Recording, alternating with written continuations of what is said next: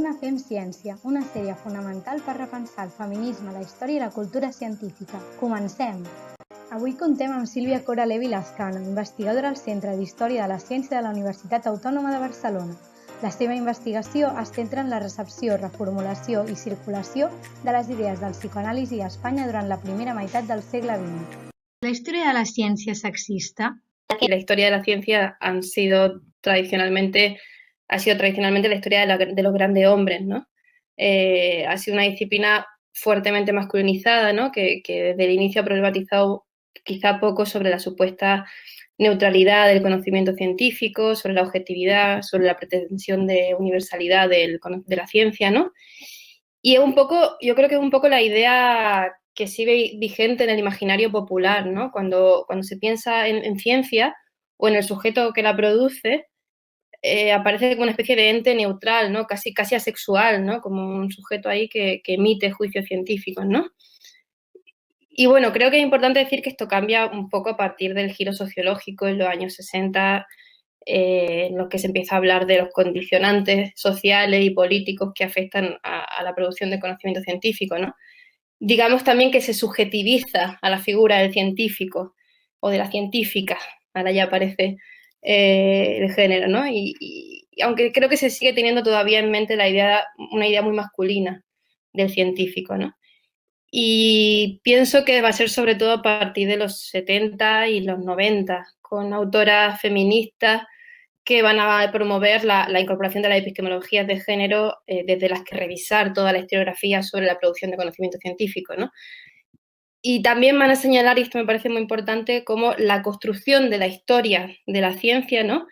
También ha priorizado una narrativa en detrimento de otras, ¿no? Quizá unas narrativas en las que se veía menos comprometida esa neutralidad del conocimiento científico, ¿no? Y ahí no siempre fueron bien acogidas entre los historiadores de la ciencia, ¿no?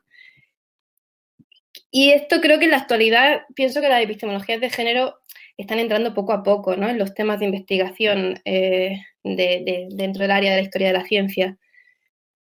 También creo que en ocasiones la perspectiva de género aparece como compartimentada, como por ejemplo solo aparece cuando se habla de las mujeres, ¿no?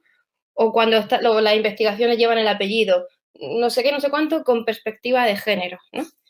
Y parece que fuera de ahí el problema no existe, ¿no?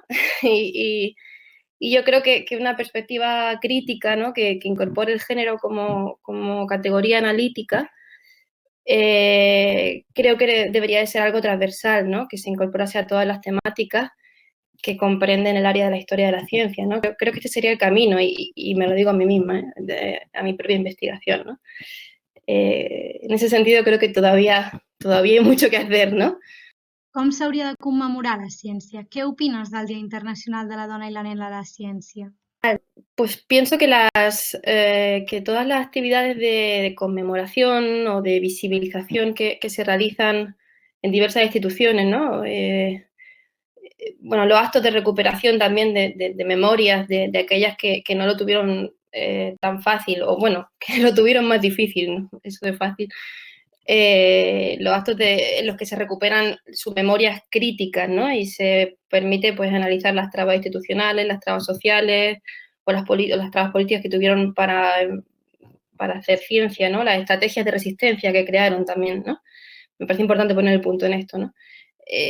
Creo que son actos simbólicos relevantes, ¿no? Y también me parece importante pensar de forma colectiva cómo habría sido la ciencia si se hubiese tenido en cuenta esas perspectivas o esas otras aportaciones, ¿no? De estas autoras, ¿no? Creo que deliberadamente olvidadas por una visión hegemónica del conocimiento científico, ¿no? Estos actos, un poco para hacer visibles estas realidades, me parece que son muy importantes también, no solo por recuperar esta memoria histórica, sino porque proyectan imaginarios femeninos capaces, pero también me parece importante insistir en la proyección de imaginarios también vulnerables, complejos, diversos, no solo la imagen monolítica de la científica como una heroína, ¿no? O como alguien que triunfa, ¿no? Sino que además me parece bastante cuestionable esta imagen, ¿no? Sino apuntar también, no me olvido de que el día, la conmemoración es la mujer y la niña, ¿no? Entonces, la proyección de estos imaginarios me parece relevante. Sin embargo, yo creo que habría que ir más allá de lo puramente simbólico. O sea, sin restar importancia a la dimensión simbólica, creo que, y no sé bien de qué forma, ¿no? Pero creo que habría que tocar la cotidianidad de las mujeres en la ciencia hoy en día, ¿no?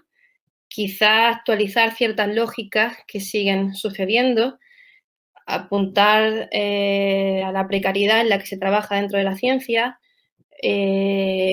como decía, no solo proyectar la imagen de la científica que triunfa, ¿no? Porque de hecho la realidad no se le parece en nada a eso, ¿no? Esto es una invención total, ¿no? No es un camino de rosa lo que hay detrás de la vida de una mujer científica, ¿no? O de la investigación en ciencia, ¿no? Creo que sería importante eso, apuntar a esto, a denunciar las desigualdades de género estructurales, la precariedad, la dificilísima conciliación de la vida personal, familiar con la carrera profesional, ¿no?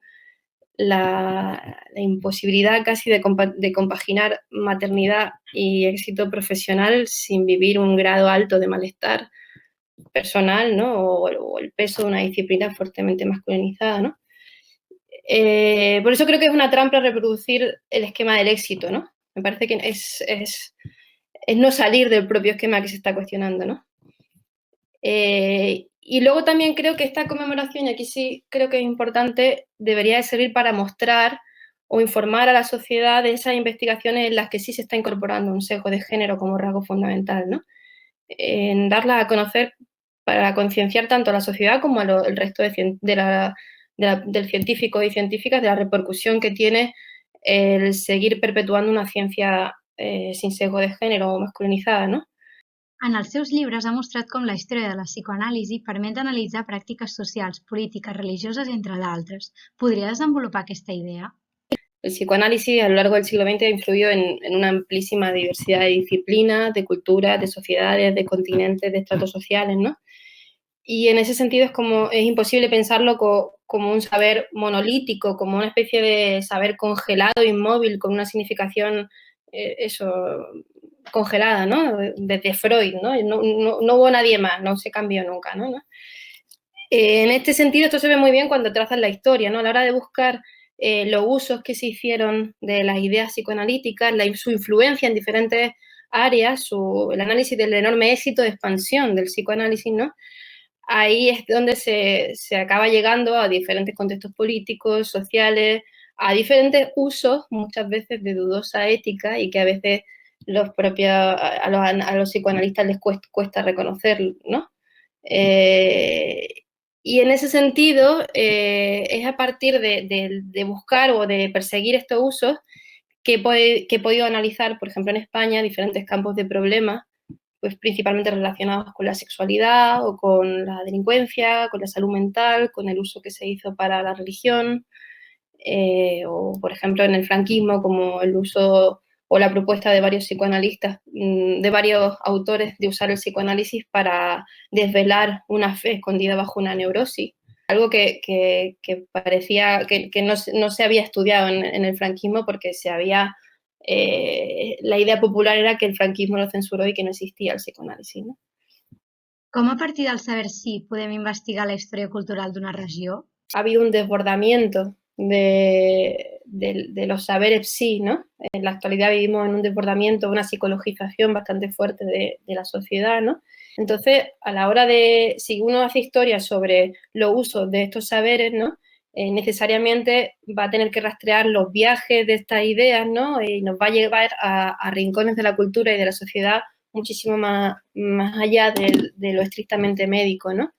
Nos lleva directamente al campo de lo social, de lo cultural, ¿no? Y a estudiar cómo estos discursos, cómo estas ideas van a participar en las construcciones de género de una época, en las relaciones de poder, en la construcción de la normatividad médica, psicológica, pero también cultural, en el predominio de una narrativa en lugar de otras. Y desde una perspectiva crítica nos serviría para analizar cómo se han configurado las relaciones entre hombres y mujeres y entre la sociedad, ¿no? O cómo se interioriza la norma política de una época a partir del discurso psicológico, por ejemplo. Des d'una anàlisi feminista, en què consisteix la psicologització? La psicologización es un proceso sin cabeza, ¿no?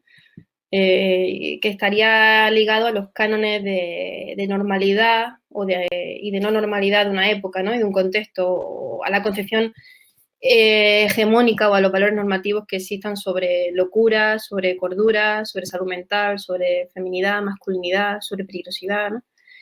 Y en este sentido estaría relacionado con qué conducta o qué ideas o qué prácticas se considere que deberían de caber bajo estos parámetros normativos, ¿no? De forma que todo lo que queda de fuera de esos límites, ¿no? Suele vivir procesos de medicalización, de patologización, psicologización, de criminalización también, ¿no? En ese sentido, las mujeres o las conductas de las mujeres que se han salido de los moldes normativos de género de una época concreta, normalmente han sido objeto de procesos de patologización, ¿no? Aquí quizá del que más se habla es de la histeria, ¿no? El más nombrado, ¿no? Como la histeria como la representación de esa crisis de la institución de la familia, ¿no? Y finisecular de finales del XIX y principios del XX y la crisis dentro de los roles de género establecidos de esa época, ¿no? Donde la histeria vendría a representar esa tensión entre los imperativos de género y las vidas personales de las mujeres, ¿no? Creo que también hay otra cosa que es pensar, como ya he dicho antes, en la psicologización actual de la sociedad, poniendo el matiz entre las diferencias y las no diferencias entre psicologización y patologización, ¿no? Es un límite difícil de distinguir, ¿no? Y bueno, en esta idea de la psicologización de la sociedad, creo que hay varias autoras, por ejemplo, Eva Illouz, o la psicoanalista brasileña Sueli Rolnik, que señalan hacia este proceso de psicologización de la sociedad como algo unido al capitalismo de consumo, ¿no? En el que cada vez más se ha extendido un lenguaje en clave de emociones y en clave de experiencias subjetivas, ¿no? En clave de consumo de experiencias, ¿no? Que lleva aparejada la producción de toda una oferta de productos sobre coaching, inteligencia emocional, vida consciente, autoayuda, ¿no? Un mundo todo en clave psicológica, ¿no? Que ha llegado a colonizar hasta los rincones más recónditos de nuestra vida personal o, como dirá la psicoanalista brasileña Rolnik, a colonizar el inconsciente, ¿no? Donde la pregunta que quedaría por hacerse es cómo hacer para descolonizar nuestro inconsciente, ¿no? Sería como un proyecto político de gran envergadura, ¿no? Cómo hacer para descolonizarlos de esta invasión del psicologizante, ¿no? De esta invasión de términos que finalmente median entre las explicaciones de ti en relación al mundo y de ti contigo misma, ¿no? Nos nombramos, estoy histérica, estoy ansiosa, estoy, ¿no? Como con estas palabras, ¿no? En vez de pensar en los condicionantes de un mundo cada vez más precario, estructuralmente muy precario, cada vez más individualista, cada vez más aislado, con altos porcentajes de explotación, de paro, con una desconexión muy fuerte con lo colectivo, ¿no? Con las vivencias colectivas, ¿no? Y bueno, esto me parece, creo que se hace cada vez más urgente pensar en una psicología mucho más colectiva y social y también intentar pensarnos fuera de un marco tan psicológico, eh, desde otro paradigma menos psicologizante. Actualment escoltem termes com el síndrome de la impostora dins del feminisme. D'aquesta manera no seguim patologitzant el comportament de les dones? Sí, claro que sería patologizar, pero no añadir el término síndrome quizá también podría ser patologizar. Es lo que digo, el uso del lenguaje psicológico para nombrar nuestra forma de reaccionar ante algo, ¿no? Para nombrar nuestra conducta, ¿no? Para nombrar si no respondemos a lo que se espera de nosotras, ¿no? Es algo que también se ha permeado en el feminismo, también se ha colado en el feminismo, no está exento del uso de estas categorías psicológicas, ¿no? Son etiquetas que además aparecen que nombran malestares y aparecen para callar la boca, ¿no? O sea, como que encierran el malestar en una etiqueta y no permiten interrogarlo, no permiten convivir con ello, no permiten discutirlo. Estos parámetros normativos se cuelan en el feminismo, por ejemplo, para dictar cómo es ser una buena feminista o una mala feminista también, ¿no? Y también ahí se nombran estos malestares desde lo psicológico, ¿no? Muchas gracias, Sílvia, por tu conversación. No us perdeu els propers episodis de Fem Ciència. Fins aviat!